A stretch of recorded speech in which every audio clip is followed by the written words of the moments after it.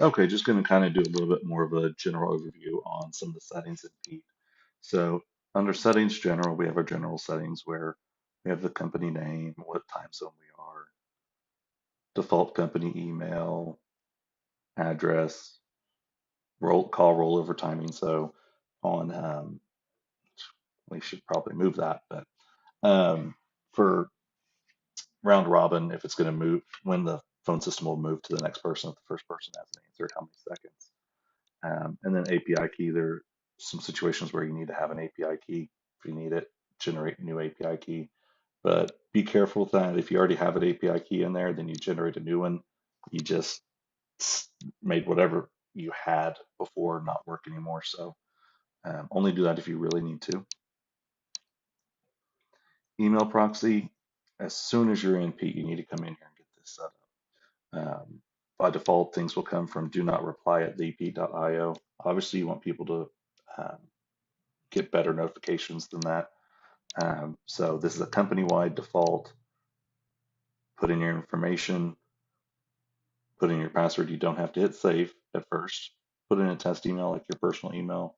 Click test configuration.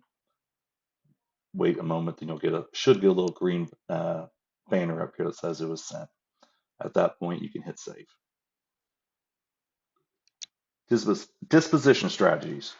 So we're all a little bit different. Not everybody does assignments. Not everybody does flips. Not everybody does rentals.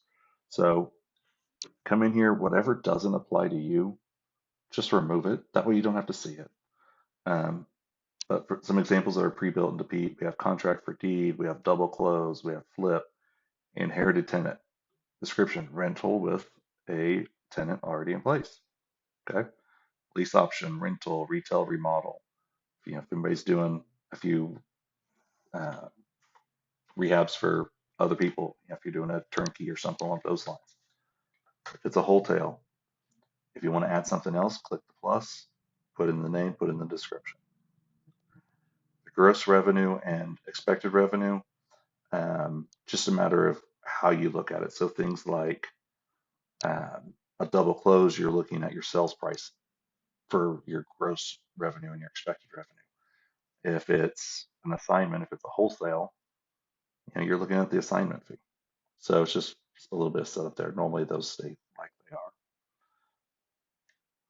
Companies, if you have different internal companies, like you have your flipping company, you can put flipping company. Oh, and what's the description? I forgot that. My flipping houses company. Okay, my rental company.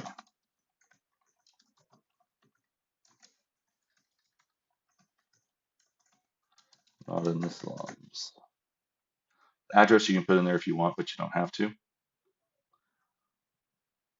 So now these companies just gives a way to group our leads or our properties.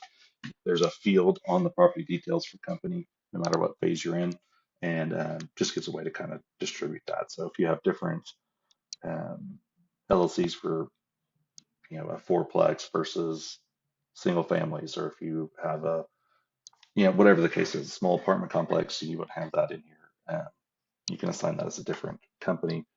Helps make some of the reports just a little bit easier to break down. Is your general settings in Pete. Um, Fairly self-explanatory, fairly easy, but if you have any questions, let us know.